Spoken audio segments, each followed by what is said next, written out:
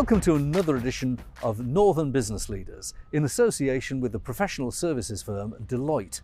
Today's a special edition of Northern Business Leaders because we're talking about a special programme that Deloitte is running in conjunction with the Tees Valley Combined Authority.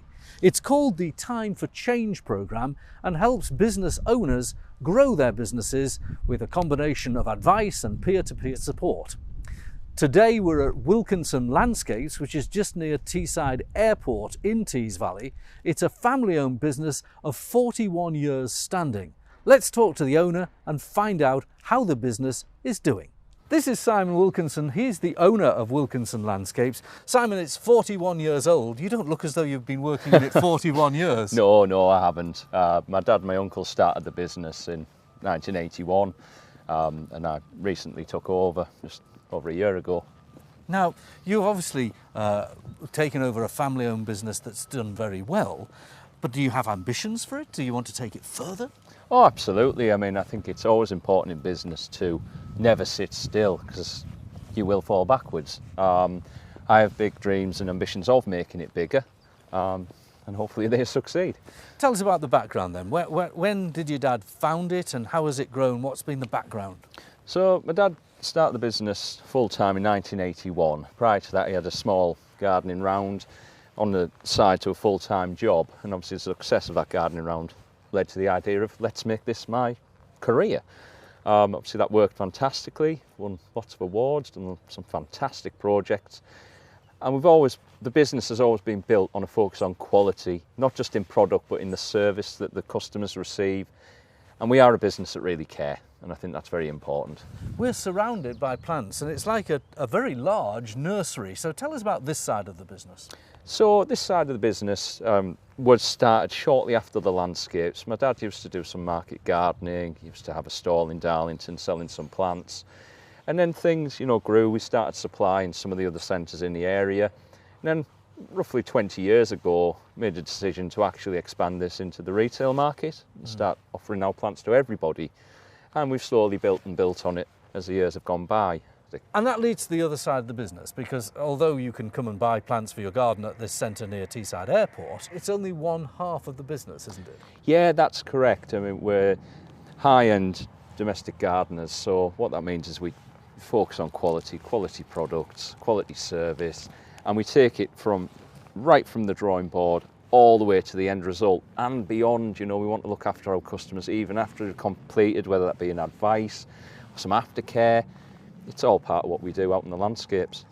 And do you want your gardens to last? Are you building them so that you don't have to tear them up again in 10 years? Absolutely. I mean, obviously we guarantee all our work, absolutely no quibble for 2 years, but we look after people beyond that. If something shouldn't have failed with the type of company, we'll put it right, So what kind of numbers of gardens are you going to be working on at any one time? We're shooting this in October. How many garden landscape projects have you got at the moment? I've got 20 projects on today. Wow. But obviously that's spread across, myself and the rest of the management team. Yeah. We all have our own projects, but equally we all help each other out to run them. So as we're passing, we're always in communication. Can you just call and just make sure that the lads have got everything they need, that they're fully armed to, get the best out of the day and achieve what the customer wants.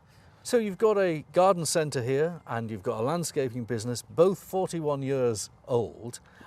What kind of turnover have you managed to reach and what's the next stage? I mean, obviously we're at a comfortable few million a year, which is fantastic. And, I just want to add to that in a secure way, not overreach, but just slowly build it up organically and get the best out of the area, really. I'm now joined by Natalie Hogg, who's a management consultant at Deloitte. Natalie, you've been working on this programme Time for Change in conjunction with Tees Valley Combined Authority. How many businesses have you put through the programme so far in 2022? Since we started up in June, we've had around 16 businesses join us, all different walks of life. So we've had some who are starting up, we've had some who are growing, and we've had some who've been established for a long time. Now, we've been walking around the garden centre for Wilkinson's. We're in a nice gazebo garden. Does this business personify the kind of business that the programme's appropriate for?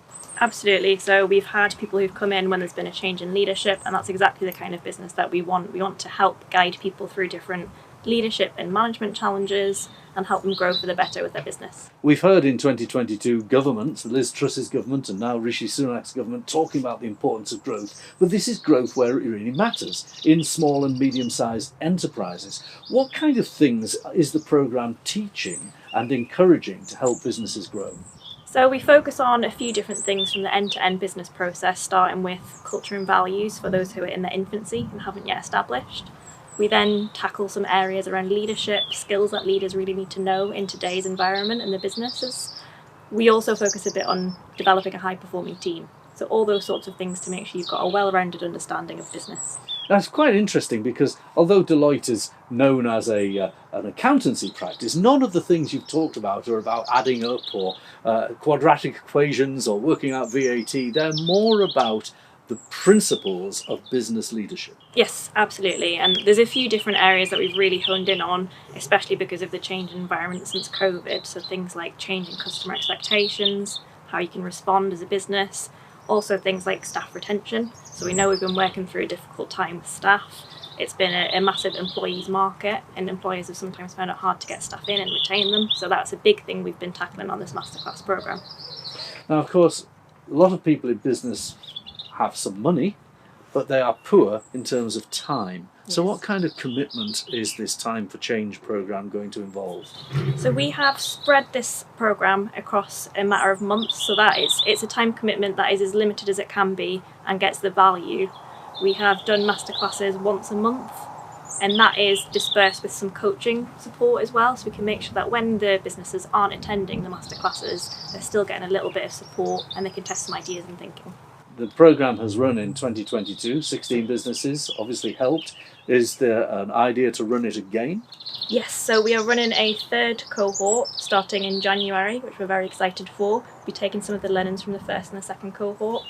Okay, let's find out what Simon had to say about his experiences. Simon, we've been hearing from Natalie about the Time for Change programme. What convinced you to actually go on and take the programme?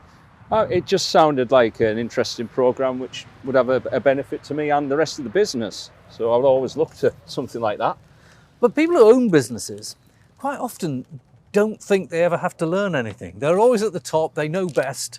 But you obviously thought to yourself, I need to learn. Yeah, I mean, obviously, I've never had formal training in business management. So I was just running off, the advice from my peers and my own gut feeling. And I had a sense that was wrong. And I needed to at least get some affirmation that what I was doing was right for me and everyone in the business. How long did it take you to do this? And was it a concentrated period or was it over a period of weeks? How did it work? The course itself, it was over a period of months. So it was a course a month with some homework and some time with a tutor on site. So Simon, what takeaways did you have as a result of the course? What kind of things did you learn? I learned that basically we should be carrying out some other extra practices, such as an appraisal for all the staff in the business. More formalised? Yeah, just an opportunity to sit down in confidence with a manager and give your feedback on your experience within the business, where you saw yourself going. And obviously the course really helped me develop that document to facilitate that and the process. And did you feel that the peer-to-peer nature of it, because you were surrounded by other people who are in the same boat, owning businesses, do you think that was a help to you? Oh, absolutely. Totally invaluable. And like I said, I've never been in a situation like that where you are surrounded by people in the same situation and bouncing the ideas and how they do things, and obviously them doing that with yourself. It really was invaluable. Well, Simon, I think it's a great business. Oh, thank you. I live in this area and I've bought plants from you before, but it's the first time I've met, and I hope you go from strength to strength. And if you're interested in Deloitte and the Time for Change programme in Tees Valley, do get in touch via Deloitte's website and keep tuning in to us for more editions of Northern Business Leaders.